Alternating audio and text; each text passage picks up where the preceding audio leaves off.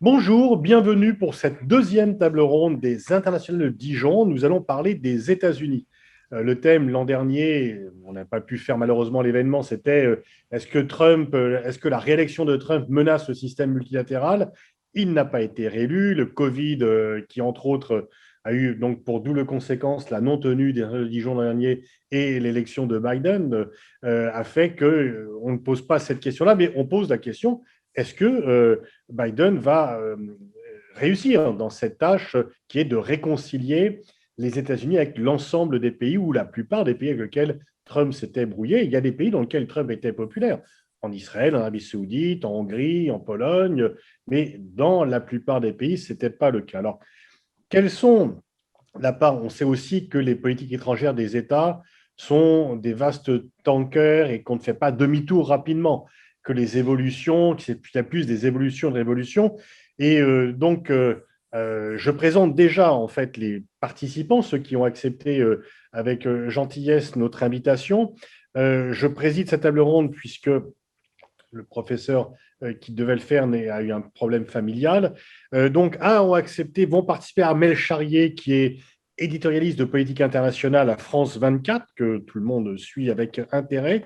Marie-Cécile Nave, qui est directrice de recherche des États-Unis, à l'IRIS, spécialiste des États-Unis, qui a notamment écrit un atlas géopolitique des États-Unis, et Frédéric Pierucci, qui est fondateur d'Icarian, qui travaille beaucoup sur la législation extraterritoriale, dont on verra si elle a beaucoup changé par rapport à cela. Alors donc, je disais en ouverture qu'une politique étrangère d'un pays, qu'il s'agisse des États-Unis ou de la France ou de tout autre pays, ne change pas radicalement à chaque président.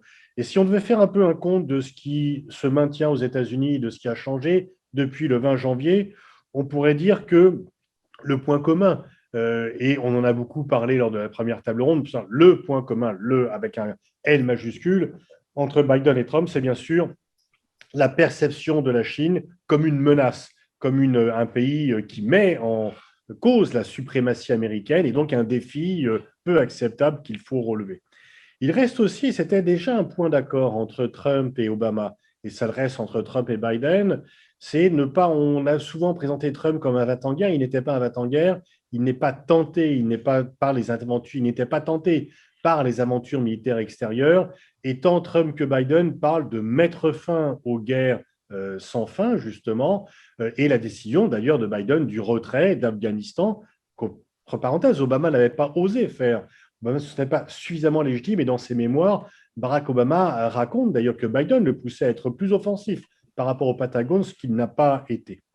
Ce qui reste aussi en commun, c'est du fait de l'importance chinoise, une attention sur la zone Asie-Pacifique, mais alors de façon différente. Là, on en parlera.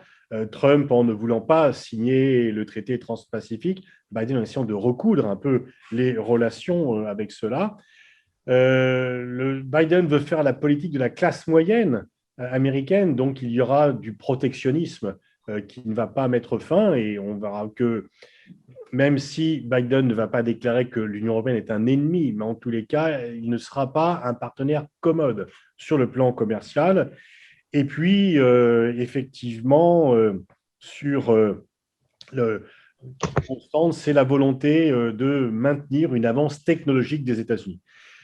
Par rapport notamment, là encore, au défi chinois. Et on voit en fait que, c'était le thème de notre première table ronde, le défi chinois est quand même quelque chose qui structure beaucoup d'autres éléments de la politique américaine. Alors, les différences, c'est bien sûr la fin des attaques à coups de marteau-piqueur contre les institutions multilatérales, contre les institutions internationales. Trump en disait pique-pendre et montrait qu'il pouvait allier le geste à la parole. Biden a bien sûr une attitude beaucoup plus coopérative, et notamment par rapport d'ailleurs à l'Union européenne.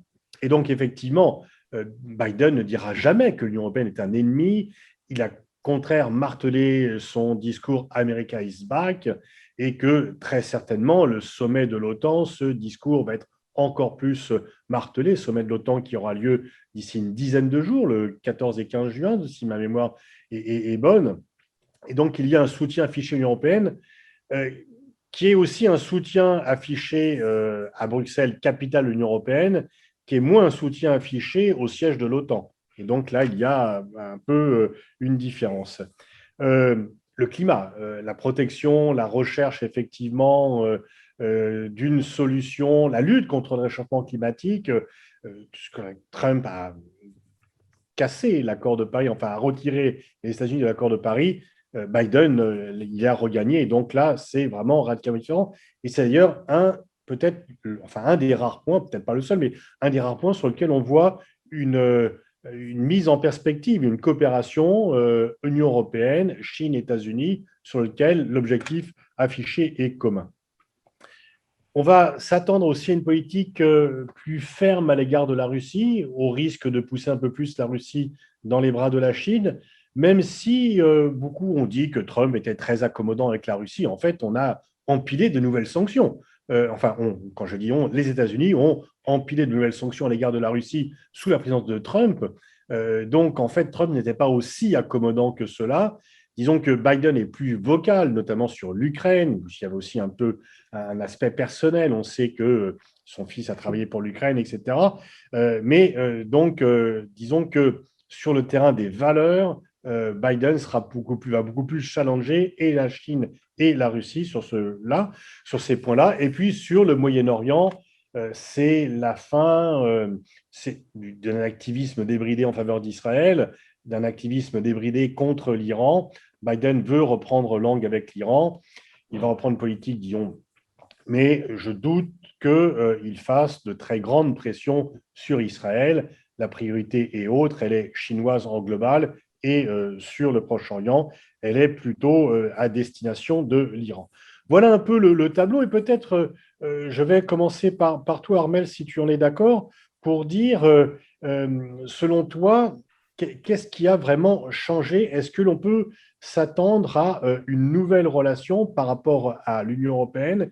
Et qu'est-ce que l'Europe peut attendre de positif? Et est-ce qu'il n'y a-t-il pas le risque que les quelques efforts très timides d'avancer vers une souveraineté européenne qui étaient mis au défi par Trump, finalement, on se dise, ah bah, Biden est là, c'est plus nécessaire, on revient comme avant et on peut finalement dormir tranquille?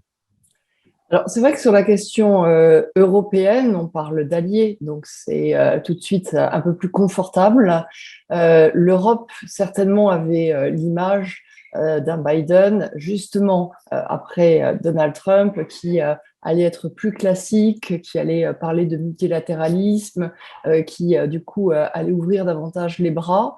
Ça, oui, je pense que c'est le premier point. Anthony Blinken, qui arrive, qui est le secrétaire d'État américain, a séjourné en Europe, il a fait ses études, entre autres en France, donc c'est quelqu'un qui connaît les pays, et ça, forcément, c'est un signe qui est très positif dès le départ.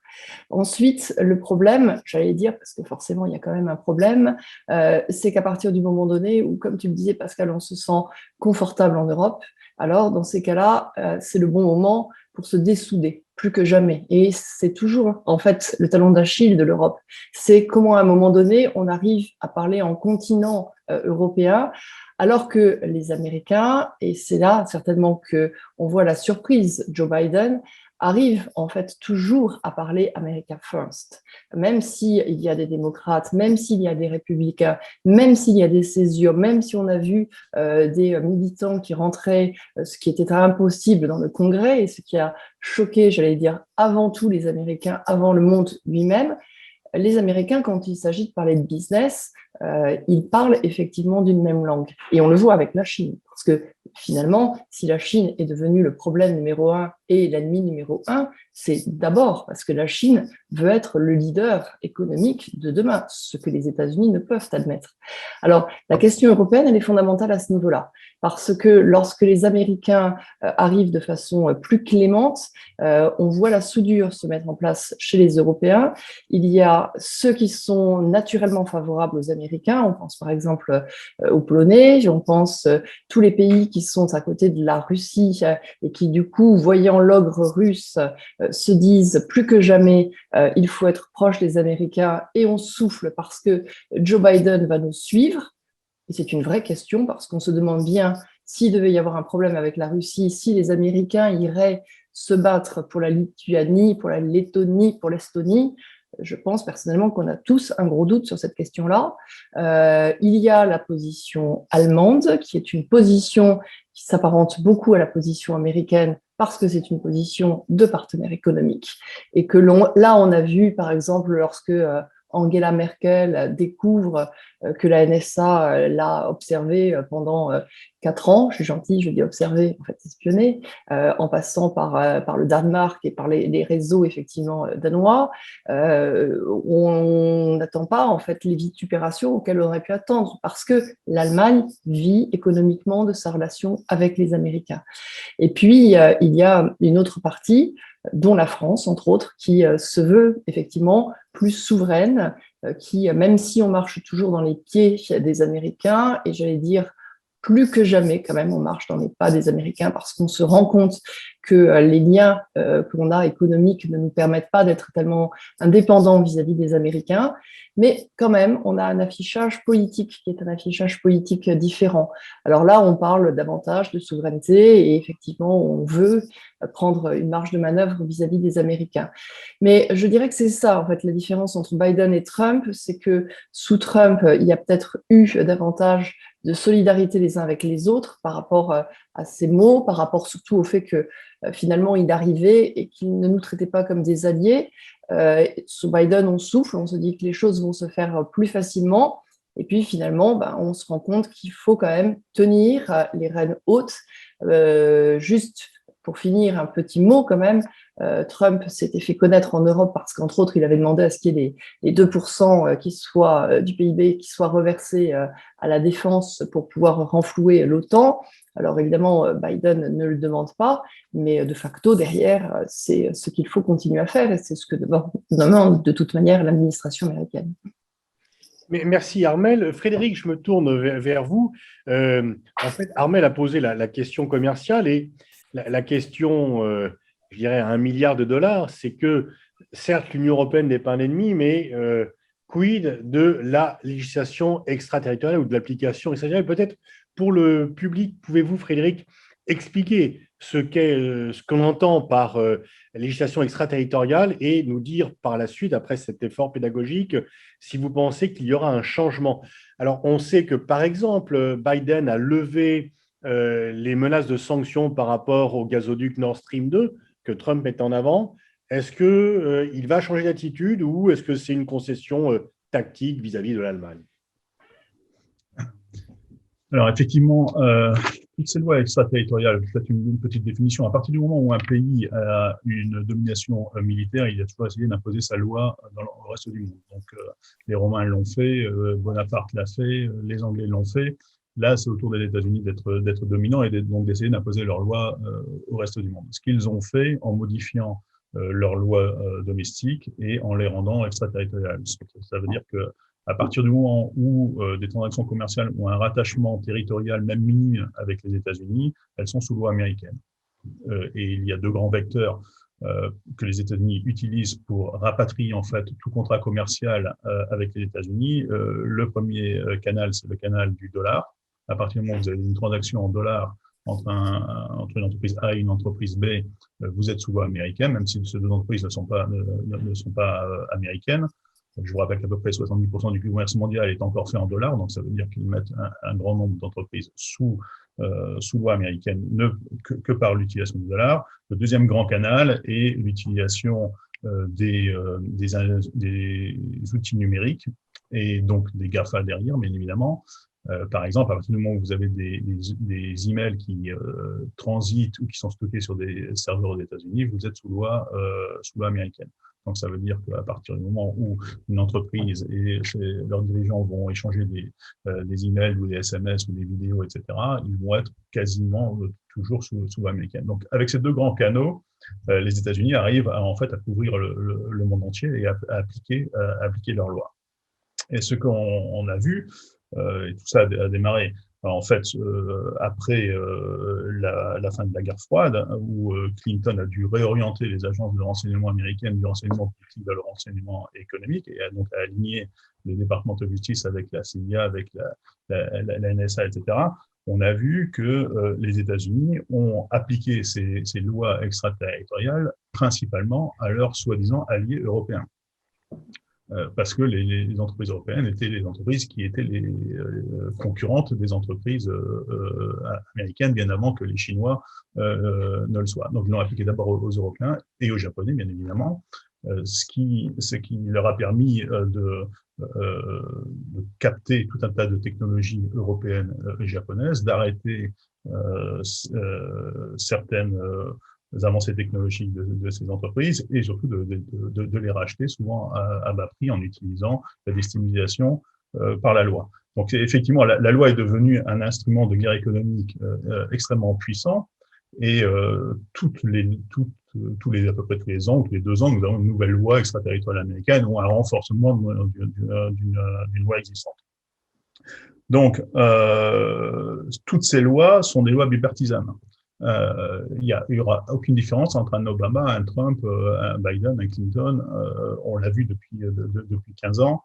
Il y a une continuité dans l'action. Je veux dire même que Trump a été beaucoup moins agressif sur certaines lois que ne l'a été Obama. En fait, celui qui a vraiment industrialiser l'utilisation du droit par les États-Unis comme arme de guerre économique pour déstabiliser notamment les Européens, ça a été Obama. On a vu sous la période d'Obama toutes les grandes entreprises françaises, que ce soit Total, Technip, Alcatel, Alstom, sanctionnées par les États-Unis. Même chose en Allemagne, même chose en Angleterre avec British Aerospace, même chose en Italie avec l'ENI, etc. Et donc, sous Trump, ça a bien évidemment continué. Là, Biden revient à la charge, en fait, et va renforcer, encore une fois, ces lois extraterritoriales. Ne serait-ce que hier, il y a eu deux grandes annonces. Première annonce, qui est un mémorandum de la Maison-Blanche qui dit que la lutte contre la corruption devient l'élément clé de la défense des intérêts nationaux américains. Donc, ça veut dire qu'à partir de là, ils vont aller cibler, bien évidemment, les cibles qu'ils souhaitent atteindre et ne pas cibler celles qu'ils ne souhaitent pas atteindre. Hein. On peut parler de l'Arabie Saoudite, d'un tas de pays qu'ils supportent à bout de bras, où la corruption est plus que rampante et où ils ne font rien, mais vont bien évidemment l'utiliser de manière asymétrique pour cibler des entreprises et des pays qui ne supportent pas leur politique. Et la deuxième décision de ces derniers jours, ça a été l'allongement de la liste noire sur les entreprises chinoises. Ce qu'il faut bien comprendre, c'est que derrière cet allongement de la liste noire, il cible aussi les entreprises utilisant des technologies de surveillance chinoises. Ça veut dire que peut-être que des entreprises européennes vont utiliser des technologies Huawei ou autres, etc. Donc, ces entreprises européennes risquent d'être aussi sanctionnées par les autorités américaines. Donc, voilà, on est dans un système où ils vont promouvoir l'hégémonie militaire, économique et technologique américaine en continuant d'utiliser le droit et tout autre moyen. Merci Frédéric. Oui, il faut rappeler que une analyse un peu rapide voudrait lier unilatéralisme et Trump, mais effectivement, comme vous l'avez rappelé, le démantèlement d'Alstom, l'amende de 9 milliards de dollars à la BNP, c'est sous la présidence d'Obama, considéré comme ouvert sur l'Europe et multilatéraliste. Pour l'image des États-Unis, les affrontements, la prise d'assaut du Capitole, le mouvement, enfin le fait qu'il y ait deux Amériques l'une contre l'autre a beaucoup joué. Marie-Cécile, est-ce que tu penses que Biden va pouvoir facilement réconcilier les États-Unis, dont on parlait d'États désunis, suite au fait que Trump ne reconnaissait pas sa défaite, qu'il ne la reconnaît toujours pas, et qu'une grande partie des républicains restent persuadés que c'est Trump qui est leur candidat naturel, et restent persuadés également qu'on leur a volé la victoire. Donc, est-ce que Biden a les moyens de réunir les États-Unis, sachant que pour l'image que Trump a quand même porté très fortement atteinte à l'image des États-Unis dans le reste du monde? Oui, merci Pascal. Bonjour à toutes et à tous. Tu as tout à fait raison de parler de l'enjeu d'image des États-Unis dans le monde sur les questions en particulier de démocratie parce que ça fait partie du projet de la diplomatie Biden mené par son secrétaire d'État Anthony Blinken, mais ça fait partie des convictions de Joe Biden que l'image que les États-Unis ont dans le monde a été extrêmement dégradée avec Donald Trump, en particulier auprès des alliés traditionnels des États-Unis, donc l'Europe, un grand nombre de démocraties. Il a besoin aussi des démocraties dans le secteur Indo-Pacifique pour contenir l'influence chinoise. Donc, la question de l'image est très importante. Et d'ailleurs, elle fait écho avec ce qu'il veut faire en politique intérieure sur la question de réparer l'Amérique, d'unir l'Amérique. Il parle de guérir le pays. Évidemment, ça fait écho à la pandémie, mais aussi en termes de climat délétère instauré par son prédécesseur à l'international comme au niveau national. Et d'un côté, la démocratie américaine, qui se prévaut d'être la première démocratie du monde et parfois la plus ancienne aussi, il y a une petite rivalité, une petite gentille concurrence avec la France sur ce point, sur quelle est la démocratie la plus ancienne, évidemment dans l'ère moderne. Eh bien, cette image de la démocratie a été fortement dégradée à cause de ce que tu as dit, hein, d'une présidence Trump qui a fortement affaibli les institutions, qui a essayé de tordre les institutions pour ses intérêts personnels, pour son pouvoir personnel, avec le refus de reconnaître le résultat des urnes en novembre 2020. Et par ailleurs, c'est aussi une démocratie qui nous a, je crois, donné une leçon, parce que c'est grâce à une énorme participation, en particulier dans des catégories de gens qui jusqu'ici votaient moins que ce qu'elles ont voté en novembre dernier, la jeunesse, les minorités, en particulier la minorité noire, que Biden a pu battre Donald Trump. Donc on a à la fois une vision très détériorée de la démocratie américaine, mais en même temps une vision d'une démocratie qui résiste et qui a résisté aussi pendant 4 ans à Trump. Et donc, sur le plan diplomatique, le fait que Trump et Blinken, et ce dès le départ, et avec moult actions de communication auprès des diplomates, auprès du personnel de l'administration dans son ensemble, auprès des citoyens et aux yeux du monde, insiste beaucoup sur la question des droits humains, des valeurs démocratiques. Il y a une sorte de prosélytisme des valeurs de liberté et de démocratie dans le monde, qui est une vieille rhétorique américaine qu'on va retrouver depuis au moins la Deuxième Guerre mondiale chez l'ensemble des présidents, de démocrates comme républicains, avec évidemment des ambitions différentes. Ce n'est pas les mêmes ambitions chez les néoconservateurs, qui étaient aussi dans un prosélytisme de ces valeurs-là, que chez un président comme Biden ou Obama ou même Bill Clinton. Et Biden parle de redevenir la force du bien, ce qui est à la fois quelque chose de positif par rapport aux autocraties, par rapport aux dictatures, mais qui indique également que certes, il y a une volonté d'un multilatéralisme modéré, certes, il y a la volonté de retravailler ensemble sur le nucléaire, sur le climat, sur la santé, peut-être on en reparlera aussi, mais dans le sens où les États-Unis garderaient un certain leadership. Redevenir la force du bien, c'est aussi rappeler que les États-Unis ont une ambition de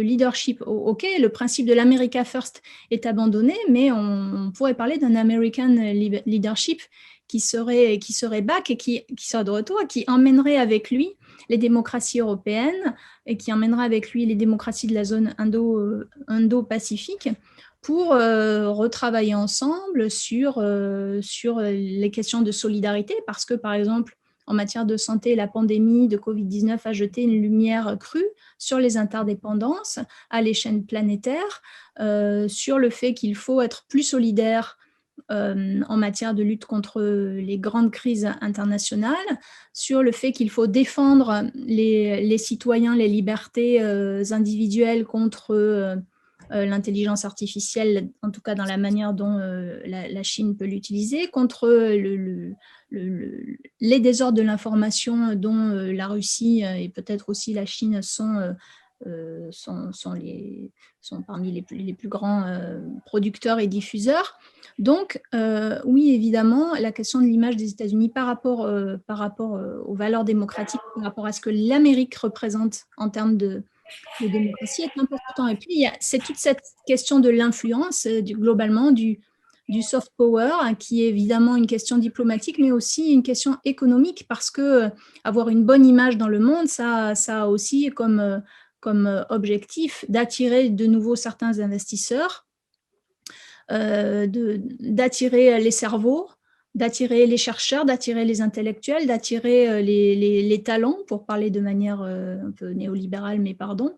Et tout ceci est assez systémique avec ce que veut faire Biden en matière de politique intérieure, de restaurer la démocratie, de restaurer les valeurs démocratiques, de restaurer la solidité des institutions avec des projets de loi fédérales, notamment pour, et je termine là-dessus, contrer les républicains qui, dans un certain nombre d'États, c'est le cas, ça a été le cas en Géorgie, c'est en ce moment le cas au Texas, et il y a beaucoup d'autres projets de loi, visent à réduire l'accès aux urnes des minorités, des jeunes, des catégories populaires qui ont permis à Biden de gagner et qui ont très largement contribué à la défaite de Donald Trump. Oui, tu parlais, Marie-Cille, d'attractivité. Il y a un rapport qui est paru récemment disant que sous l'ère Trump, il y avait une chute du nombre d'étudiants étrangers venant aux États-Unis. Alors, qui est liée à deux facteurs. L'an dernier, c'est bien sûr à cause du Covid-19, mais entre 2016 et 2019, donc avant le Covid-19, il y a une chute de 10% suite à une difficulté pour avoir les visas. Bien, oui. Et c'est à la fois une perte financière, puisque les étudiants étrangers payent plein pot et le pot est quand même assez large, et bien sûr une perte d'influence, puisque le soft power américain, enfin, les universités américaines sont une part importante. Quand tu étudies dans un pays, quelque part, tu deviens l'ambassadeur de ce pays lorsque tu reviens chez toi. Et on a dit que la fille de Xi Jinping était partie étudier aux États-Unis.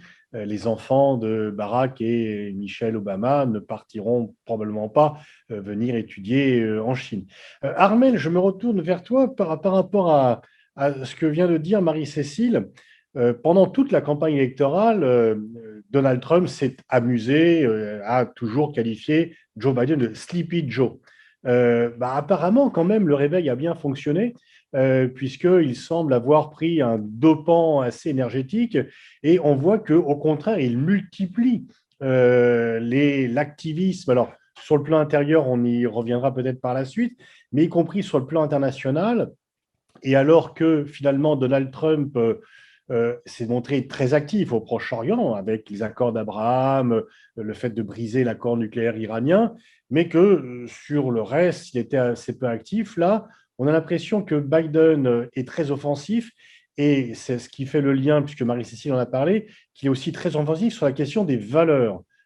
Chose que Trump avait un peu utilisée à la guerre de la Chine, mais la dernière année, parce que les 3 premières années, il ne parlait pas du non-respect des droits de l'homme en Chine. Il en a parlé la dernière année, et on peut penser que la Chine n'est pas venue une dictature l'année 2020, que c'était donc d'autres raisons qui agitaient Trump. Alors, comment ressens-tu cet activisme diplomatique? Est-ce que, de nouveau, ça va être une sorte de mise en avant de conflits idéologiques entre la démocratie américaine et les régimes autoritaires?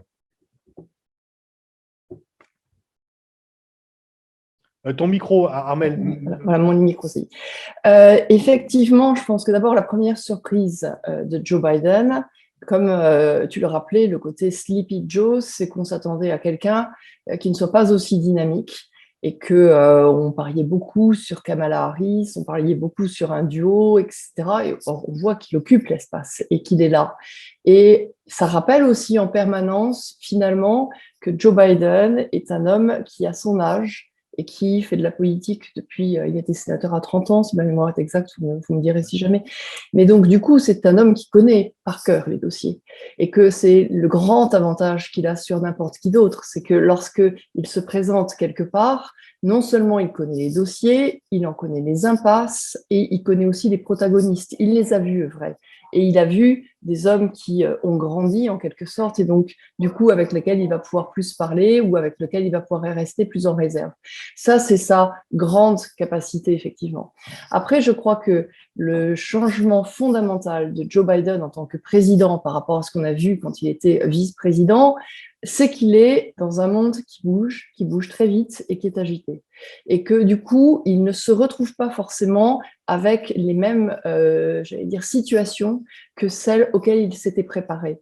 Et donc, finalement, on le voit s'adapter au fur et à mesure des dossiers dont on est en train de parler.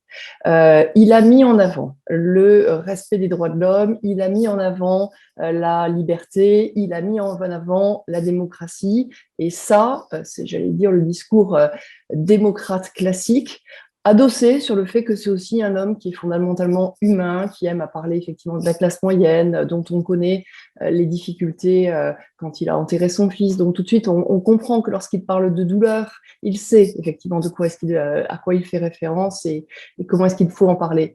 Donc ça fait partie des choses qui font que naturellement, on souffle. Ensuite, je pense que le monde l'observe énormément. On regarde beaucoup ce qui se passe à la frontière avec le Mexique. On a vu effectivement qu'il y avait des migrants qui étaient montés en plus, qu'il était là aussi sur une réelle politique et que du coup, l'accueil, il ne pouvait pas le faire de cette manière-là et qu'il fallait aussi à un moment donné qu'il sache où est-ce qu'il fallait mettre les autorisations et les limites sans trop se déjuger. Alors pourquoi est-ce que je parle de ça? Parce que forcément, du coup, quand on parle de Chine, quand il va parler des Ouïghours, quand il va parler de ses droits de l'homme, maintenant on est sur des pays, et c'est là où je dis qu'il est dans un monde qui a changé, qui le regarde les yeux dans les yeux, pas tout à fait à la même stature, mais presque. La Chine ne regardait pas les États-Unis les yeux dans les yeux il y a encore 1 ou 2 décennies. On se souvient qu'ils étaient présents au Conseil de sécurité, ils votaient, mais ils avaient toujours leur axe économique. Fondamentalement, ce qui a changé là avec Xi Jinping, c'est qu'on se rend compte que l'homme qui se présente devant le président américain le regarde en lui disant « Je suis le futur leader du monde ». Donc, il y a effectivement cette mise de parole qui est mise en place. On l'a vu, là encore, avec une difficulté lorsque il doit parler maintenant sur la question du conflit au Proche-Orient. C'était le dossier où il ne voulait pas aller. C'est pour ça que je dis, c'est un homme qui connaît parfaitement la politique, il est fin, il savait très bien que c'est un dossier qui est casse-tête, qui est casse-pied, où on peut faire une erreur facilement. Il n'avait pas envie de ce réveil, d'autant plus que Donald Trump avait complètement, j'allais dire, axé la politique américaine sur la reconnaissance de Jérusalem comme capitale en y mettant du coup l'ambassade, en ayant une politique que même Benjamin Netanyahou n'espérait pas. Donc tout ça avait été fait. Il n'avait pas forcément envie de revenir en arrière, il n'avait pas forcément envie de le nettoyer, à la limite on faisait le dos rond avec. Il a suivi, et là je te rejoins Pascal, toujours son inclinaison de on fait attention aux autres et on fait attention aux plus pauvres. Tout de suite, il a dit on rétablit l'aide aux Palestiniens que Donald Trump avait touché, etc. Mais ça, c'est le premier pas, c'est l'affichage. Derrière, il n'avait pas envie de se saisir du dossier. Bon, après, la situation a fait qu'il y était confronté, le conflit s'est envenimé, il a quand même toute la gauche de son parti démocrate pour qui la question palestinienne est fondamentale et qui lui a rappelé, et on a vu que du coup il devait remordre avec cela. Et en fait, je pense qu'on pourrait continuer en fait ce type d'interrogation, c'est-à-dire de se dire qu'on est avec quelqu'un qui parle effectivement de la démocratie, qui parle du fait qu'il faut aider les uns les autres, mais en même temps, c'est un homme politique habile qui fait de la réelle politique. Là encore, avec plus le sourire, j'allais dire, des démocrates, là où les républicains peuvent être plus secs, mais quand on voit parler avec les pays africains, par exemple, les Américains, ils font quand même un pas de côté, ils observent ce qui se passe. Au Sahel, ils n'ont pas une politique importante, hein, c'est surtout la France et c'est surtout les États-Unis, mais quand même, ils sont là, ils sont présents, ils aident, ils ont du renseignement, ils ont eu des attentats, que ce soit au Nigeria, que ce soit en Libye, quand leur ambassadeur a été tué à Benghazi, donc ils en connaissent l'importance. Et là encore, je ne pense pas qu'un Joe Biden sera forcément le plus grand chantre d'une démocratie. À un moment donné, il saura aussi s'effacer, se faire discret quand il le faudra. Enfin, en tout cas, C'est la vision qu'il donne pour l'instant quand on prend au coup par coup. Merci Armel, oui, effectivement, le moins qu'on puisse dire, c'est qu'il a une carrière plutôt longue. Il avait été, comme tu l'as dit, élu sénateur à 29 ans. Et donc, il a passé tout son temps au Sénat ou à la vice-présidence. Il avait été d'ailleurs plusieurs fois candidat à l'investiture démocrate sans réussir. Et corrigez-moi si je me trompe, mais sans le drame personnel qu'il a touché, il aurait pu être candidat à l'investiture en 2016.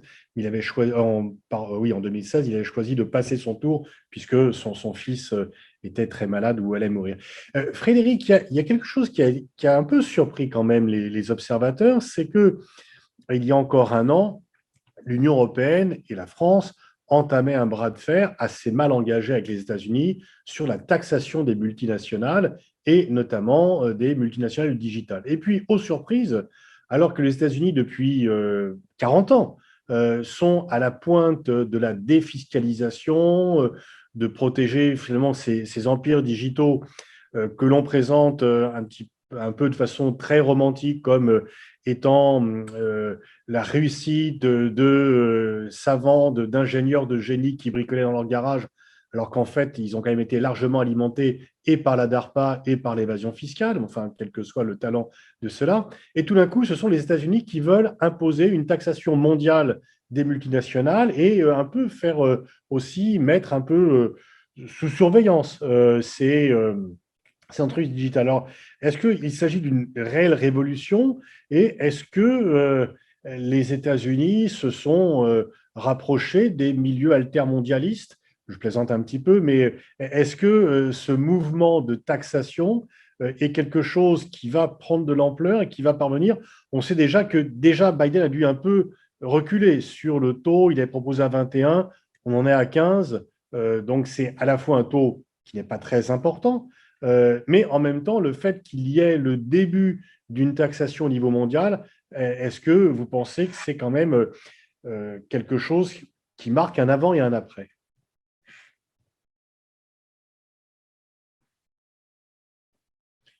Votre micro, Frédéric. Merci. Pour rebondir d'abord sur ce que vient de dire Armel, je pense que c'est toujours très inquiétant lorsque les États-Unis prônent le bien. Et je suis toujours très méfiant derrière cette définition du bien. Comme on l'a vu, on a une définition à géométrie variable du bien. Et en général, souvent, ça cache les intérêts économiques des États-Unis. Donc, pour en revenir à votre question, Pascal, sur la partie numérique, ce qu'il faut bien comprendre, c'est que les États-Unis contrôlaient, en tout cas le gouvernement américain contrôlait le complexe militaro-industriel américain. Dans une forme de plutocratie depuis déjà pas mal de décennies aux États-Unis. Et ensuite, on a eu, grâce avec les investissements du Department of Defense, du DARPA, etc., l'émergence des GAFA. Mais ces GAFA sont beaucoup moins contrôlés que l'appareil militaro-industriel américain depuis des décennies. Et donc, ce qu'on le voit avec le gouvernement américain, on le voit aussi côté chinois, c'est-à-dire qu'il y a une reprise de contrôle par les gouvernements des GAFA d'un côté et des BATX de l'autre côté. Et on essaye de leur faire comprendre qu'ils ont intérêt d'agir d'abord dans l'intérêt patriote américain d'un côté et chinois de l'autre. Donc, on voit la reprise de contrôle américaine, effectivement, avec cette nouvelle taxation internationale.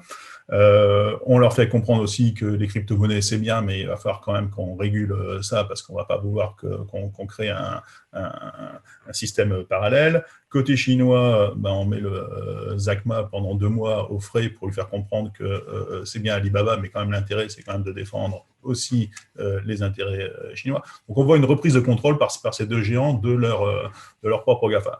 Je ne pense pas qu'il y ait autre chose à voir dans ce système de taxation. Maintenant, où on en est, nous, Européens, là-dedans, ce qui est intéressant de voir, c'est comment nous nous alignons sur cette politique. Pour l'instant, Effectivement, Biden parle d'alliés, de démocratie, etc. Mais souvent, ce qu'il entend par alliés, c'est en fait, on est clairement encore sous vassalisation numérique, on est sous vassalisation militaire. Je vous rappelle que la guerre froide est finie depuis 30 ans, on a encore l'OTAN. Les États-Unis essayent de nous embarquer dans leur guerre contre la Chine, à la fois sur le côté militaire, avec leur plan OTAN 2030, où ils essayent d'impliquer l'Europe dans la lutte contre la Chine militairement. Ils essayent d'impliquer l'Europe numériquement dans leur guerre numérique contre la Chine en faisant le lobbying qu'on a vu ces dernières années contre la 5G, Huawei, parce que bien évidemment c'est beaucoup plus compliqué pour la NSA d'aller se brancher sur Huawei que de se brancher sur Cisco ou sur même Nokia ou autre, comme on l'a vu encore avec l'affaire danoise récemment. Et ils essayent de nous embarquer aussi dans cette même guerre contre la Russie avec le Nord Stream 2 pour, entre guillemets, décider de la façon dont l'Europe devrait s'approvisionner en gaz. Comment vous interprétez auparavant, il y avait des menaces de sanctions contre les entreprises qui participeraient à Nord Stream 2. Donc, je rappelle, un gazoduc qui évite l'Ukraine et qui amène du gaz russe principalement en Allemagne, projet soutenu par les Allemands sur lequel les Français avaient quelques réticences. Et donc, il y avait jusqu'ici des menaces de sanctions. On sait que le gazoduc est réalisé à 95%, qu'il manque, c'est pas le dernier kilomètre, mais presque, quoi. Comment interprétez-vous le fait qu'il a été décidé de lever cette menace de sanctions de façon provisoire, il est vrai, mais quand même, le signal est là? Tout ça fait partie de négociations, mais ce qui était au moins clair avec Trump, il avait eu un discours qui nous réveillait en Europe et qui, grâce à Trump, on a réussi à avoir les premiers discours sur la souveraineté numérique européenne, sur la souveraineté militaire européenne, etc., etc. Là, ce que nous voyons avec Biden, c'est le risque, c'est de se rendormir et de nouveau retrouver notre confort d'avant. Il faut se méfier sur cette levée des sanctions temporaires, elle n'est que temporaire. En même temps, entre guillemets, il va mettre d'autres types de sanctions, comme on l'a vu sur les entreprises chinoises et les entreprises européennes qui vont être complices des entreprises chinoises, sur la lutte contre la corruption, etc., etc. Donc, on va toujours être sous loi extraterritoriale américaine pour l'instant. Les sanctions n'ont pas diminué. On a encore eu une sanction de 3 milliards sur Airbus l'année dernière. On a encore de nombreuses entreprises françaises et allemandes qui sont sous sanction. Je vous rappelle que quand même le but ultime de l'arrêt de Nord Stream 2, c'était d'exporter le gaz de schiste américain en Europe. D'accord. Donc, que l'Europe accepte du gaz de schiste américain produit dans les conditions écologiques que nous connaissons, alors que nous n'acceptons pas de le produire sur notre propre territoire, il y a quand même une contradiction énorme. Donc là, on va de nouveau se retrouver dans cette situation où les États-Unis vont continuer à utiliser ces arguments pour continuer à imprimer leur marque en Europe. Ce qui est important de voir en Europe, c'est pourquoi nous traitons à chaque fois de manière très différente les actions américaines ou les actions chinoises. Je vais vous prendre quelques exemples. Toute l'Europe s'est offusquée de l'arrestation, du détournement de l'avion et de l'arrestation en Biélorussie. Effectivement, on a juste raison. Personne n'a pensé à sanctionner les États-Unis lorsqu'ils ont fait exactement la même chose en détournant l'avion d'Eva Morales lorsqu'il pensait que Snowden était dans son avion pour retourner vers les États-Unis. Donc, on se met toujours derrière les États-Unis pour sanctionner la Russie, la Chine, etc., mais nous n'avons quasiment jamais aucune sanction vis-à-vis des États-Unis, alors qu'ils font des choses bien pires ou au moins équivalentes sur le territoire européen. Aucune entreprise américaine n'a été sanctionnée suite à l'espionnage massif de la NSA, des entreprises, des politiques, etc. Si une entreprise européenne avait fait exactement la même chose sur les territoires américains, elle aurait été non seulement sanctionnée, mais bannie certainement à vie des marchés publics américains. Tant que nous ne réagissons pas suite à ces attaques répétées, on n'arrivera pas à avoir une troisième voie européenne. Vous êtes bien placé pour parler de ça. Je renvoie pour le public à la lecture de votre livre, Le piège américain, que vous avez publié, qui raconte un peu la façon dont vous avez été traité par les États-Unis lors du démantèlement de la manipulation pour démanteler Alstom. Alors en fait, Frédéric, vous parlez d'une stratégie un peu d'endormissement. Finalement, Sleepy Joe, c'est pas lui qui dort, c'est les Européens qui l'essayent d'endormir pour mieux faire passer le reste de sa politique. Mais Marie-Cécile, est-ce que on a dit que Biden, en fait, son modèle, ou du moins la référence, ça serait Johnson. Johnson qui était venu mettre du baume sur la société américaine qui était très divisée sur les questions raciales notamment. Et c'est vrai que Johnson n'a pas très bonne presse, n'a pas laissé une très bonne impression dans l'histoire. On oublie un peu quand même son rôle pour l'affirmation des droits, qui était un rôle essentiel. Et bizarrement, on magnifie Kennedy, bon, qui a une fin tragique, ça compte aussi. Et on parle beaucoup moins de Johnson. Est-ce que tu penses que Biden va réussir ce que Obama a échoué de faire, c'est-à-dire de faire que la question raciale avance. Je me rappelle très bien, lorsque Barack Obama a été élu, je travaillais à l'époque avec Pape Diouf, le regretté président de l'OM, qui disait qu'il était, et d'ailleurs le fait que l'on prenne comme anomalie sympathique le slogan pour les 30 ans d'Iris vient de Pape, qui se présentait lui-même comme une anomalie sympathique, puisqu'il était le seul président noir d'un club européen de football dans toute l'Europe. Et Pape me disait, lorsque Barack Obama a été élu, c'est formidable, il était vraiment content. Et dans un deuxième temps, il m'a dit, mais je crains que ça ne développe le racisme aux États-Unis. Et malheureusement, on peut penser qu'il avait été lucide sur ce point comme sur d'autres. Est-ce que donc Johnson avait fait quand même beaucoup pour l'affirmation du droit des minorités? Est-ce qu'Obama n'a pas réussi? Il disait aussi qu'il ne voulait pas être le président noir. Il était un noir président, mais pas le président des Noirs. Est-ce que tu penses, Marie-Cécile, que par rapport à ces deux Amériques qui se font face, Black Lives Matter ou Blue Lives Matter, est-ce que Biden peut réussir, ce qui est quand même un point essentiel dans l'attractivité des États-Unis?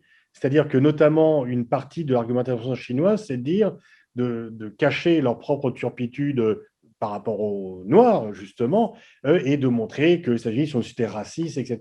Bon, bref, sur bien des points, les échos en Europe, en Afrique, est-ce que Biden peut réussir là où d'autres ont échoué ou n'ont voulu ou ont réussi parce qu'ils ne voulaient pas réussir, comme Trump?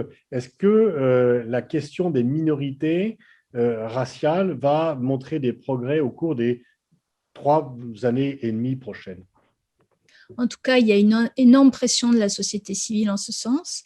Et ce que Biden a très bien compris dès qu'il est entré en campagne pour les primaires, c'est qu'il allait avoir besoin, pour l'emporter, de s'appuyer sur les mouvements activistes, non seulement les mouvements activistes antiracistes, mais aussi les mouvements féministes. Enfin, c'est pas le sujet dont tu parles là, mais les premières opposantes à Donald Trump dès janvier 2017, c'est les féministes, c'est 4 millions de personnes dans la rue, c'est la plus grande manifestation mondiale. Excuse-moi de t'interrompre ici, qui au départ était plutôt pour Bernie Sanders, puisque Biden lui-même était quand même accusé d'avoir des comportements, on l'avait d'ailleurs reproché d'avoir tenu des propos limites sur le racisme et d'avoir eu par rapport aux femmes des comportements jugés inconvenants. Oui, et c'est là qu'il y a quand même une intelligence politique forte chez lui, c'est qu'il voit ça, il observe ça dès 2017, il observe qu'il y a des immenses manifestations de rue de la part donc, des féministes, des écologistes, les jeunes de gauche, hein, bien sûr, qui sont extrêmement actifs en matière de résistance politique à Donald Trump, et il comprend qu'il va devoir et il va pouvoir s'appuyer là-dessus. Et puis après, on a les Black Lives Matter qui reprend avec la mort de George Floyd il y a tout juste un an, un peu plus d'un an. Et quand il entre en campagne dans les primaires, il est quand même assez loin de tout ça. Il est dans la continuité d'Obama, c'est-à-dire une vision d'un parti démocrate très centriste, modéré, sur le climat, sur les questions de société. Il est quand même très modéré. Il voit assez mal, par rapport à aujourd'hui, hein, ce qu'il est en train de faire avec Kamala Harris, il voit assez mal le lien entre les mouvements de société, les exigences sociétales et les questions économiques et de lutte contre toutes les formes d'inégalité, notamment socio-économiques. Évidemment, il y a la Covid qui change les choses, mais il y a aussi une stratégie politique qui est que pour l'emporter, il va s'appuyer sur ces mouvements-là, et il continue de le faire depuis qu'il a été élu. C'est-à-dire que il a le premier grand plan de relance et les deux autres qui sont en train d'être négociés dans la douleur avec les Républicains s'appuient sur la volonté de croiser les questions de lutte contre les inégalités socio-économiques, territoriales, raciales, genrées, en ciblant en particulier les populations qui ont le plus souffert de la crise, et notamment les Noirs et notamment les femmes noires. Et après, ça permet d'avoir une politique qui est plus universelle. Je prends un exemple très concret.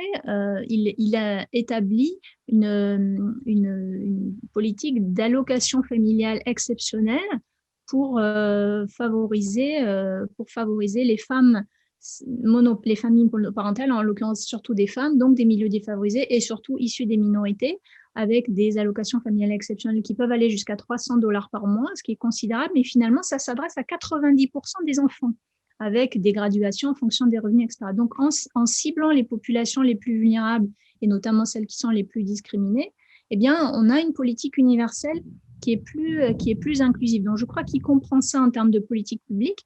Et ensuite, dans la question de la lutte contre les violences policières, contre le racisme systémique de la police, il essaye de faire passer une grande loi fédérale qui s'appellerait une loi George Floyd.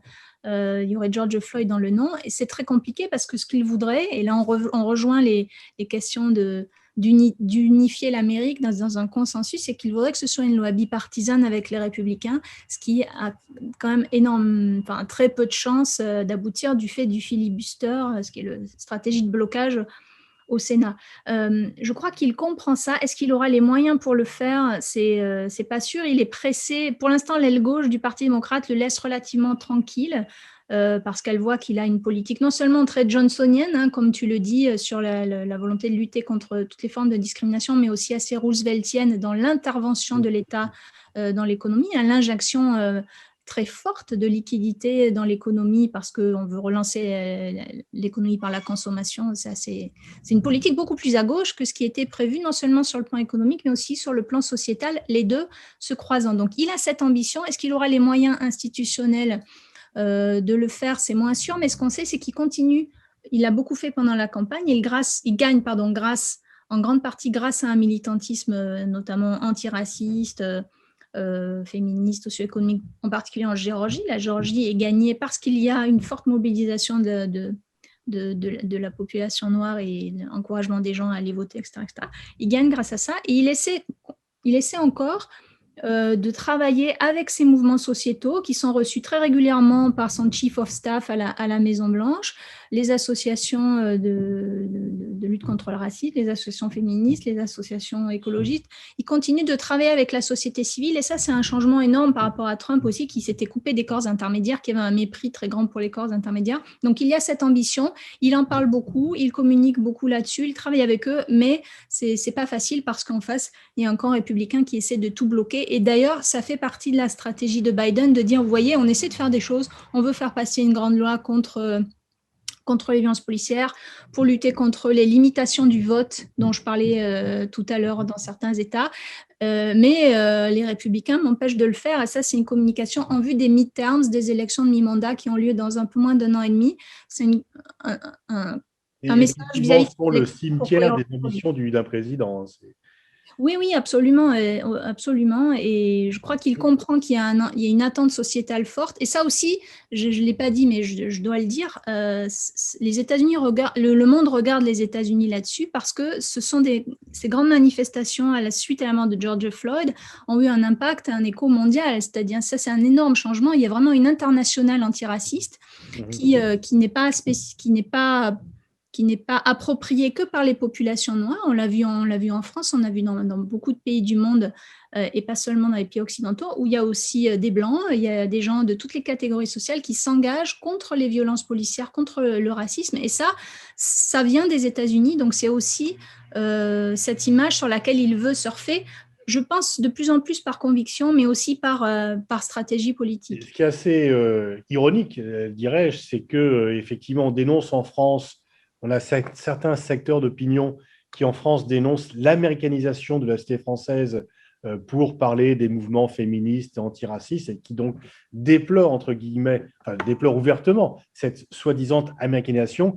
Et c'est souvent, d'ailleurs, c'est les mêmes qui sont les milieux les plus atlantistes et qui, sur le plan stratégique, sont les plus suivistes par rapport aux États-Unis, mais qui, sur le plan sociétal, dénoncent cette montée de l'antiracisme. Marie-Cécile, juste pour poursuivre, en fait, est-ce que la différence pour Biden, c'est qu'il fait ce que Hillary Clinton n'avait pas réussi à faire en 2016, lorsqu'elle avait eu l'investiture, c'est d'avoir réconcilié le Parti démocrate. Hillary Clinton était restée finalement, avait quand même maltraité plutôt Bernie Sanders, alors que Biden a finalement un dialogue assez fluide avec le squad, avec la jeunesse démocrate contestataire, et que malgré son âge, malgré sa culture finalement, malgré tout ce qu'il a été pendant le produit de ce qu'il est, il a quand même fait preuve d'une réelle ouverture, d'un réel dynamisme en faisant un pont avec ceux qui ont fait campagne contre lui au cours des primaires. Oui, tout à fait, et réciproquement, c'est-à-dire que du côté des gens très à gauche ou à gauche du Parti démocrate, il y a eu cette envie de s'allier à Biden, tout simplement par peur de voir Trump réélu. Oui. L'énorme différence entre 2016 et 2020, c'est qu'en 2016, personne ne pensait que Trump allait gagner, oui. Même pas lui. Oui. Et alors qu'en on a vu qu'il pouvait gagner en même temps qu'il tenait ses promesses, malheureusement. Et donc, exactement. Et donc, je crois que ça joue énormément. Et puis, il y a l'intelligence tactique de Biden. Justement, ce que tu disais rapidement sur les accusations d'importation d'un débat américain en France. Premièrement, on ne peut plus parler d'un modèle français, si tant est qu'on n'ait pu jamais en parler, qui serait fermé sur lui-même, où les influences des autres pays s'arrêteraient à l'Atlantique. Ça n'a pas de sens. Aujourd'hui, les influences théoriques, intellectuelles circulent dans tous les pays du monde, y compris les influences en matière scientifique, et c'est heureux. Et deuxièmement, si on importe quelque chose des États-Unis, j'ai bien l'impression que c'est plutôt le complotisme, la culture du buzz, la polémique et non, mais c'est une réalité pour envoyer à l'excellent roman que tu viens de publier. Merci. Armelle, on dit souvent qu'un président, lorsqu'il est élu, passe son premier mandat à préparer sa réélection et son deuxième à travailler à sa place dans l'histoire. La question, apparemment, ne devrait pas se poser pour Biden, puisque je ne suis pas sûr qu'il ait déclaré officiellement, enfin, il a entendu qu'il ne ferait qu'un mandat, je ne sais plus s'il l'a dit officiellement ou pas, peut-être corrige-moi, mais est-ce que le fait qu'il n'ait qu'un mandat, quelque part, ne vient pas lui donner les mains libres pour agir de façon plus active et moins dépendre de jeux internes? Alors, je vais te faire sourire, Pascal, je t'aurais suivi les yeux fermés dans cette logique-là, mais finalement, cette logique-là, elle montre que ni toi ni moi, nous sommes présidents des États-Unis, parce que Joe Biden avait effectivement, et tu as raison, dit que normalement, il n'allait faire qu'un mandat, qu'il n'allait faire que 4 ans. Et puis, une fois qu'il est arrivé au pouvoir, il s'est tout de suite dédié, et il a dit que non, il voudrait viser une réélection. Alors, c'est pour ça l'appétit politique qui prend le dessus et qui se dit, ma foi, regardez, j'étais Sleepy Joe Biden avant d'être élu président. Depuis que je suis président, je cours partout, donc ça va me donner une deuxième jeunesse. Trêve de plaisanterie. Je crois qu'il y a effectivement une vision quand même de sa part de dire qu'il pouvait faire un deuxième mandat. M'a-t-on expliqué, parce que j'ai posé cette question fort innocemment, pourquoi est-ce que cela est-il possible, en me disant si jamais il n'aurait jamais pu gouverner. Si on part du principe qu'il aurait fait 4 ans, dans ces cas-là, au bout de 2 ans, les démocrates s'en désintéressent et donc on est déjà en train de choisir celui d'après. Donc il a cette liberté quand même, parce que lui il doit bien savoir que ça peut être que 4 ans ou quoi que ce soit. Je pense que c'est vrai qu'il a une capacité à un moment donné à écouter, à se dire qu'il faut qu'il passe des grands messages. Il a cette capacité effectivement à se dire qu'il faut qu'il tende la main aussi à des plus jeunes, qu'on mette en place en fait une succession dans le Parti démocrate. Tout le monde avait regardé effectivement Kamala Harris dans cette direction-là, mais pour l'instant, alors Marie-Cécile sera certainement plus fine que moi sur l'analyse, mais je crois qu'elle n'est pas encore rentrée en jeu comme on aurait imaginé qu'elle puisse l'être. Est-ce qu'il va avoir du coup un discours en fait avec les autres leaders mondiaux? Ça, c'est là où en fait il pouvait du coup donner un ADN américain. Qu'est-ce que c'est qu'un ADN républicain? C'est ce qu'on a dit en négatif, c'est-à-dire que c'est un pays qui fondamentalement est avant tout dans le business, qui fondamentalement, sous couvert de stratégies, d'alliés, etc., s'occupe de faire une économie. Mais l'ADN aussi américain, c'est fondamentalement positif, la liberté. C'est-à-dire qu'à un moment donné, même lorsque l'on parle des GAFA, on se dit qu'on n'a pas le choix, on est observé par eux, mais sinon c'est les Chinois et que forcément, chez les Chinois, il y aura quelque chose qui relèvera beaucoup plus du dictatorial et chez les Américains, il y a fondamentalement cette notion de liberté qui est mise en place. C'est ça, fondamentalement, l'impulsion qu'il pourrait donner Joe Biden, c'est donner cette dimension des États-Unis. Mais je rebondirais sur cette thématique auquel je n'avais pas pensé, qui est très intéressante sur la façon dont la société s'invite effectivement aussi dans la société américaine. Joe Biden, il est aussi de son époque. Et c'est vrai que lorsque l'on parle de questions raciales, lorsque l'on parle de toutes les questions du gender, ou de est-ce qu'on reconnaît homme-femme, enfin comment est-ce qu'on se positionne, etc., on peut tout à fait l'actionner dans nos pays, ça veut dire quelque chose, mais regardez l'image que ça renvoie aux États-Unis dans des pays qui sont de plus en plus durs, quand on pense à la Chine, quand on pense à la Russie, quand on pense à des pays qui finalement aujourd'hui s'affirment dans une vision très identitaire, très conservatrice, et qui du coup vont peut-être avoir encore plus de facilité à tendre la main à leur population en leur disant sincèrement, c'est ça ce qui vous fait rêver? Vous voyez, par exemple, là, ce débat se tient alors qu'on va assister à des élections qui vont être passionnantes, qui vont être les élections en Iran. Donc, bon, il ne va pas se passer grand-chose parce que de toute manière, le régime va se succéder à lui-même. Mais le régime, à un moment donné, il a été pris à sa gorge par sa propre jeunesse qui lui dit « Mais moi, je veux ma liberté américaine, je veux surfer sur Internet, je veux boire du Coca-Cola, je veux consommer Apple. » Et le régime va leur dire « Sincèrement, vous voulez être ça, c'est-à-dire avoir des problèmes raciaux ou avoir des problèmes d'identité ?» Donc, on est dans ce clipage-là, finalement. Merci Armelle. Frédéric, il y a plusieurs questions qui ont été posées sur un sujet que vous avez commencé à aborder, c'est les écoutes de la NSA, le fait effectivement que Angela Merkel a été observée, pour prendre la formule ironique d'Armelle, par les États-Unis. Alors, on se rappelle que la première incident de ce genre avait éclaté en 2013-2014, que Dilma Rousseff, du coup, avait annulé une visite d'État qu'elle devait faire aux États-Unis pour protester contre cette écoute, et que du côté européen, notamment du côté français, on avait pris pour argent comptant et promesse réelle le fait de dire, Obama a dit, bon, oui, on a fait une erreur, ça ne se reproduira pas. Alors bon, un célèbre philosophe français a dit que les promesses n'engagent que ceux qui y croient. Là, il semble que ça revienne. Comment réagir par rapport à cela?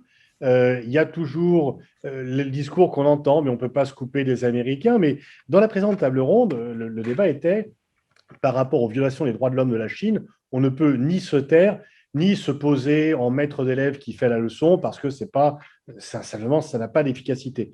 Comment peut-on réagir par rapport aux États-Unis qui, manifestement, ne tiennent pas tellement compte ni de leurs promesses de ne pas recommencer à écouter les collègues dirigeants européens, ni aux troubles que cela peut susciter, à moins que ça ne suscite pas tellement de troubles finalement. Mais quelle pourrait être la réaction européenne possible? D'accord. Je pense qu'il faut sortir de l'angélisme vis-à-vis des États-Unis et d'essayer toujours de chercher un modèle aux États-Unis pour tout un tas de choses, notamment sur la démocratie. La démocratie américaine, certes, est une vieille démocratie, mais elle a toujours aussi supporté des régimes non démocratiques, voire créé des régimes non démocratiques, voire supporté des généraux à bout de bras dans beaucoup de pays. Je rappelle aussi que sur la partie démocratie, sur la partie protection des personnes, les États-Unis ont créé ce qu'on appelle les prisons privées de la CIA, où ils ont, comme c'était hors du territoire américain, ils ont pu arrêter, torturer, emprisonner pendant des années des personnes sans sans aucune possibilité pour ces personnes de se défendre. Guantanamo n'est toujours pas fermé, etc. Donc la démocratie aux États-Unis, il faut aussi la voir sous ce prisme-là. On parlait de racisme tout à l'heure. Je vous rappelle que lorsque vous êtes noir aux États-Unis, vous avez encore une chance sur 3 d'aller en prison au cours de votre vie. Et Obama n'a fait qu'accentuer cela. Je peux vous dire que dans les prisons américaines, les Noirs sont extrêmement négatifs sur la période Obama, qui a en plus réinstallé les peines planchées, etc., pour la petite délinquance de drogue, etc., où les Noirs sont beaucoup plus exposés que d'autres. Sur la partie écologie, les États-Unis ne sont surtout pas un modèle, comme on l'a vu avec l'exploitation du gaz de schiste, etc. Je vous rappelle qu'aux États-Unis, encore 40% de l'électricité est produite avec des centrales charbon et qu'il n'y a pas grand-chose qui est fait contre ça. Ensuite, sur la partie protection des données personnelles, on en vient à votre sujet, les États-Unis sont loin d'être un modèle. Il y a eu le Patriot Act, il y a eu le FISA, qui a permis l'espionnage massif, notamment de citoyens américains, mais de citoyens non américains, via les programmes PRISM de la NSA. Donc, les États-Unis se sont fait prendre la main dans le sac, entre guillemets, lorsqu'on a eu tout ça a été révélé par l'affaire Snowden en 2013. Je vous rappelle quand même que le programme de la NSA était de capter toutes les conversations numériques, les emails, les SMS, les vidéos, les conversations téléphoniques de l'ensemble des Européens, d'ailleurs, enfin de l'ensemble du monde, mais de l'ensemble des Européens, et notamment qu'il y avait un sous-programme qui ciblait les entreprises françaises qui négociaient des contrats de plus de 200 millions de dollars. Donc, ça veut dire que tous les dirigeants des entreprises françaises qui négociaient ces contrats-là étaient systématiquement sous écoute de la NSA.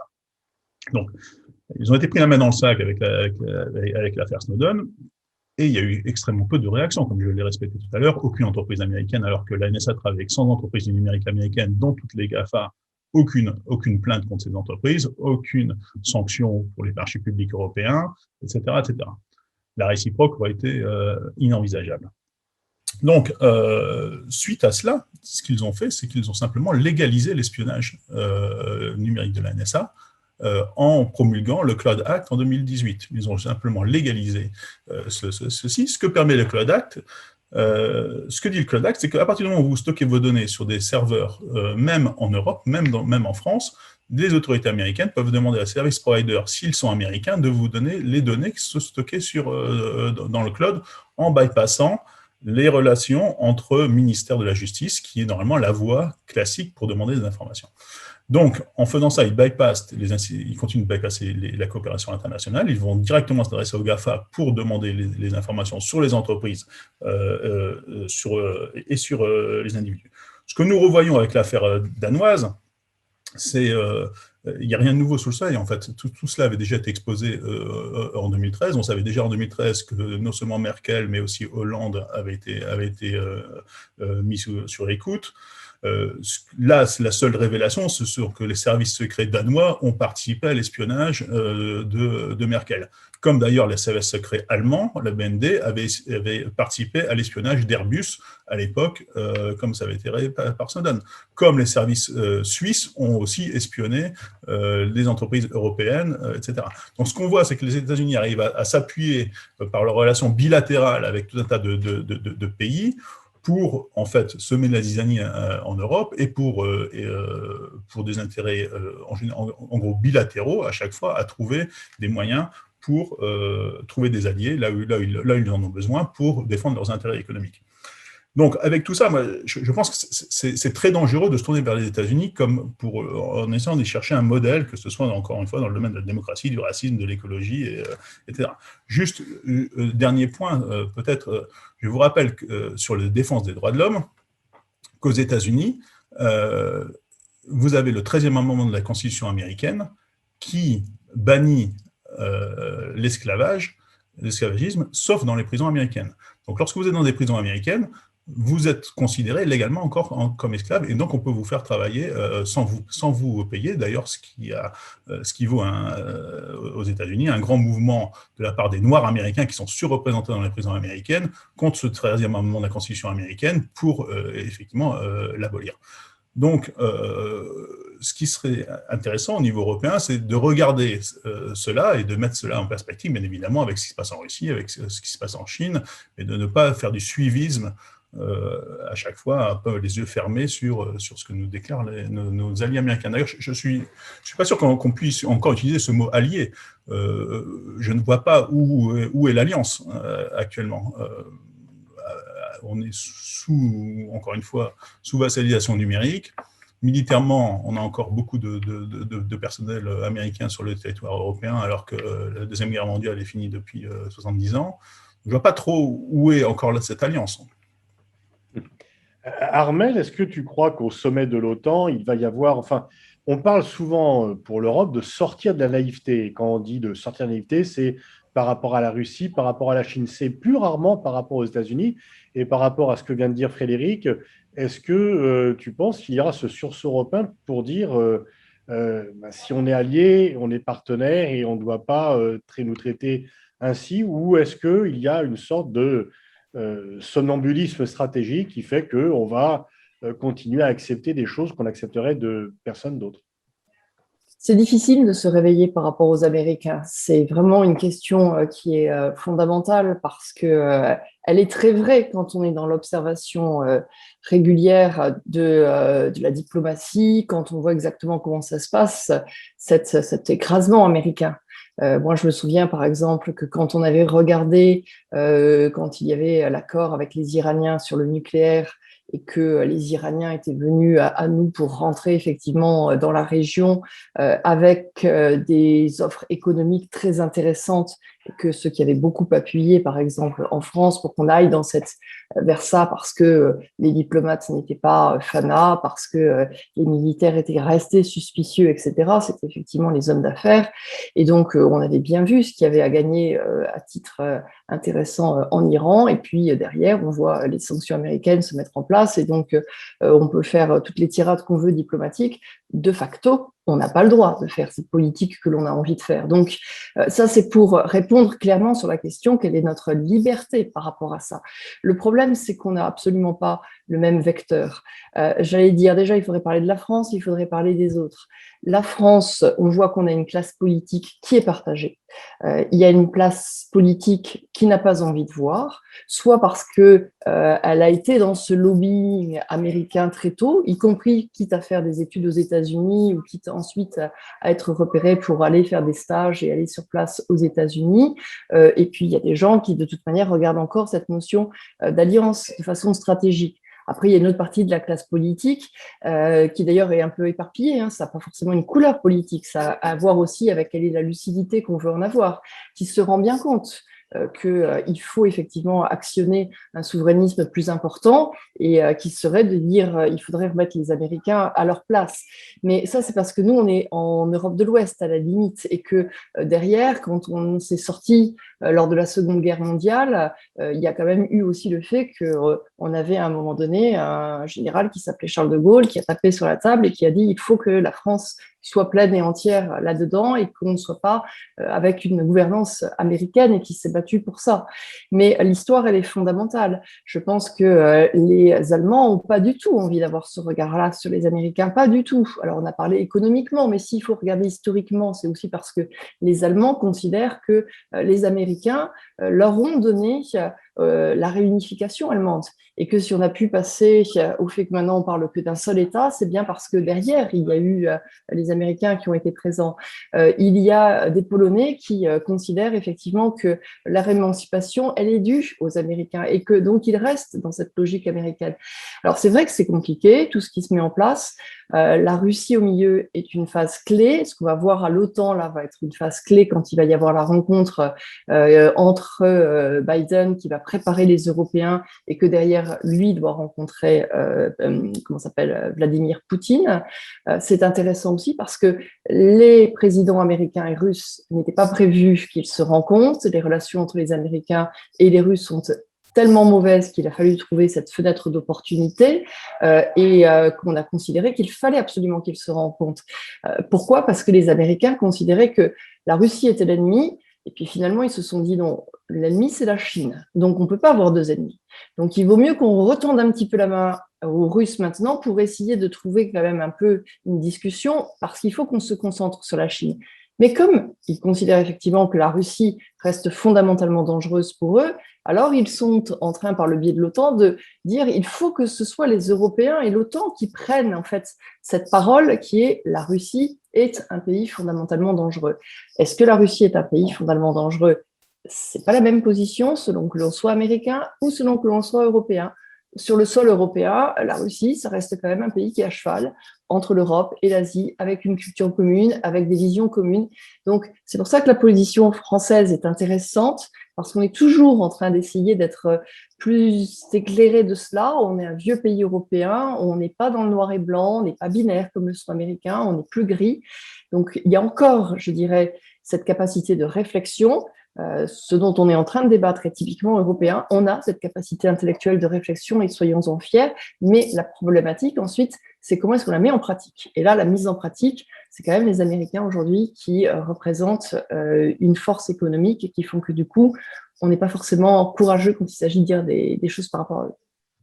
Marie-Cécile, tu partages cette opinion d'une classe politique qui est largement américanophile ou atlantiste, et aussi de milieux intellectuels et académiques qui sont, alors avec le paradoxe d'une très forte de refus de Black Lives Matter, mais en même temps, est-ce qu'il y a encore, est-ce que les républicains peuvent encore se réclamer du gaullisme vu leur position sur l'international? Est-ce que on n'a pas soldé Mitterrand au Parti socialiste? Bref, est-ce que la classe politique et plus largement les élites médiatiques sont effectivement influencées par le soft power américain? Tu parles de la France ou de l'Europe? De la France, la France. La France. J'ai l'impression qu'il y a un fort anti-américanisme aussi en France, qui est présent déjà à l'extrême droite. Oui. Et l'extrême droite gagne énormément de terrain, non seulement le Rassemblement national, mais tout un tas d'idées de l'extrême droite qui sont peut-être en train de gagner dans notre paysage politique. Il faut être clair sur ce point. Et parfois, il peut y avoir aussi, je le disais un petit peu tout à l'heure rapidement, mais un attrait pour les Américains, mais pour l'influence trumpiste, c'est-à-dire la manière, pardon, je répète, mais le goût du clash, le goût de la polémique, les théories du complot. On se souvient que le 3 novembre dernier, quand Trump refusait déjà de reconnaître sa victoire, eh bien, il y avait un certain nombre de gens sur les plateaux télé français qui disaient « mais oui, peut-être il faut recompter, peut-être qu'il y a eu de la triche, on verra, ce n'est pas sûr, etc. » Alors que bon... les choses, il y a les faits et puis il y a les fantasmes sur les faits. Donc, je pense que c'est peut-être un petit peu rapide de dire on est pour les Américains, on est contre les Américains. Il y a aussi des choses chez les Américains qui sont pas de l'ordre de Joe Biden et de la défense des valeurs démocratiques telles que nous, on peut les entendre en France. Mais par ailleurs, il y a cette histoire commune, il n'y a rien à faire à cette histoire commune de la France et des États-Unis, les démocraties qui se sont construites en même temps, deux pays qui n'ont jamais été en guerre. Et tout ça crée des représentations collectives qui sont quand même fortes au-delà des divergences qu'on peut avoir. Après, je crois que il faut aussi peut-être un peu nuancer le fait qu'au niveau européen, on se soit unis contre Trump. Je n'ai pas l'impression tellement que ce soit vrai, c'est-à-dire la question de l'extraterritorialité du droit américain, notamment sur l'action iranienne, mais aussi sur la toute-puissance de la dollarisation de l'économie mondiale. Là-dessus, est-ce qu'on a été capable de proposer un autre modèle? Je n'en suis pas sûre. Et dernier point, en Europe, il y avait du temps de Trump beaucoup de gens qui étaient favorables à Trump, Pologne, Hongrie, une grande partie de l'extrême droite dans les autres pays, et je vais vite en disant ça. Donc il y a aussi des divisions, il y a aussi des désaccords par rapport aux États-Unis. Il y a des choses qu'on a envie de prendre et d'autres qu'on n'a pas envie de prendre. Et encore une fois, je pense que le Trumpisme, même si le blog de Trump, il l'a fermé parce qu'il n'avait pas eu beaucoup de lecteurs, je pense que l'influence du Trumpisme, on va la retrouver encore très longtemps. et c'est un véritable soft power et qui risque d'être fort encore longtemps dans nos démocraties européennes. Frédéric, il y a plusieurs questions qui se regroupent de Jean-Louis Bravet, d'Ali Vakili et de Nicolas Matuszewski sur le fait qu'en cas d'accord nucléaire avec l'Iran, quelles garanties les entreprises européennes pourraient avoir pour retourner sur les marchés iraniens, et Armel en a parlé tout à l'heure, ou simplement est-ce que les entreprises européennes pourraient opter une stratégie pour lutter contre cette extraterritorialité? On ne peut pas toujours être soumis à l'extraterritorialité américaine et soumis aux aléas des élections américaines. Lorsque Obama avait négocié avec l'Iran le JCPOA, il y avait une notion de snapback. Snapback, ça veut dire quoi? Ça veut dire retour des sanctions au cas où. Et c'est exactement ce qui s'est passé avec l'élection de Trump derrière. Donc maintenant, Biden va peut-être nous faire un JCPOA numéro 2, mais dans 4 ans, on peut très bien avoir un nouveau Trump qui va refaire la même politique qu'avant. Donc, il n'y aura aucune garantie pour les entreprises européennes si on continue à se soumettre au droit et au bon vouloir américain pour négocier avec l'Iran. Ce qu'il faudrait faire en Europe, c'est avoir notre propre diplomatie avec l'Iran, décider que les lois extraterritoriales américaines ne s'appliquent pas aux entreprises européennes et que s'il y a que ce soit une décision européenne de faire des échanges commerciaux avec l'Iran ou pas, que ce ne soit pas les États-Unis qui nous imposent de travailler avec tel ou tel pays. Ce que font les États-Unis, c'est ce que font les États-Unis via ces lois extraterritoriales, que ce soit avec l'Iran ou avec Cuba ou avec la Russie ou maintenant avec certaines entreprises chinoises, c'est de nous imposer, nous Européens, avec qui nous pouvons commercer.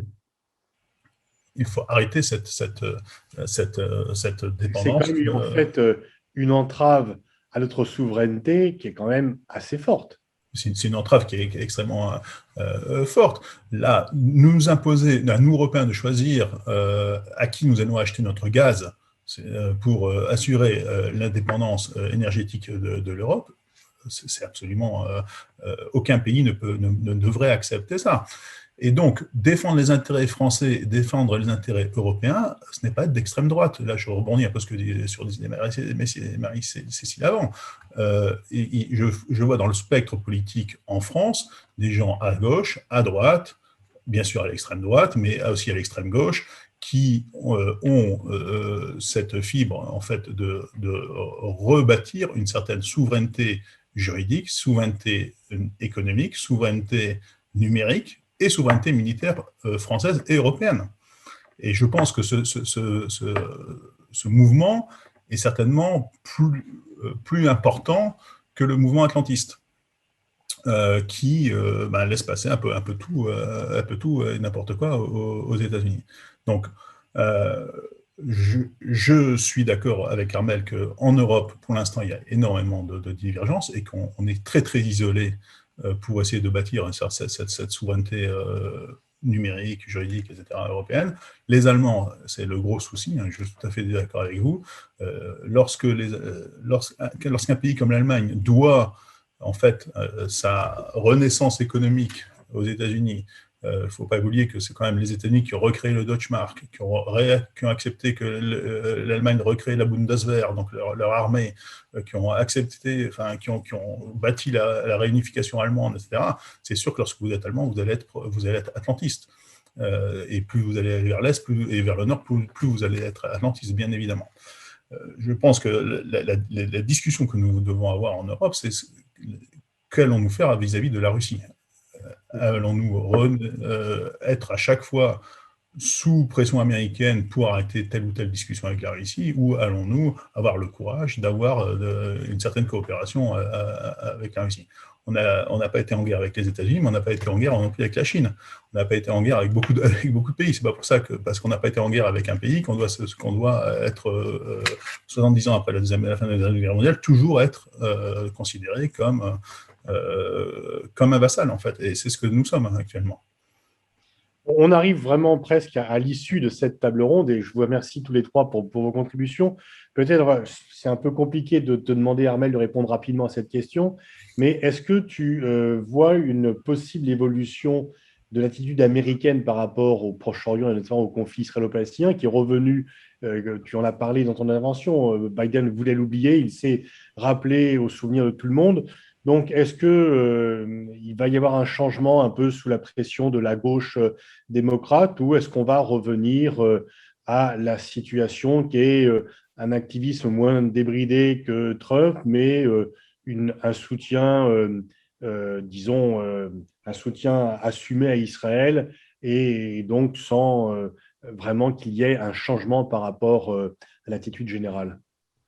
Si je fais vite, je pense que les questions sont enchevêtrées, c'est-à-dire que là, ce qui s'est passé fait que Joe Biden a reparlé de deux États, Israël et la Palestine. On n'avait pas entendu un président américain parler de deux États aussi clairement depuis un bout de temps. Donc ça montre effectivement qu'on est un pied là-dedans, même si on sait que le dossier est toujours quasiment ingérable. Ce qu'il faut prendre en considération, ça va être le lobby israélien. Et le lobby israélien est fort aux États-Unis, sachant qu'ils partent toujours du principe, moi j'en avais discuté très clairement avec l'AIPAC par exemple, que s'ils ont un président qui leur est défavorable, il faut effectivement qu'ils arrivent en fait à miser sur le prochain. Et c'est un rapport de force qui va être compliqué à gérer pour un président américain, parce que effectivement les Juifs américains ont leur poids aussi sur ce qui se passe du côté de la vision d'Israël.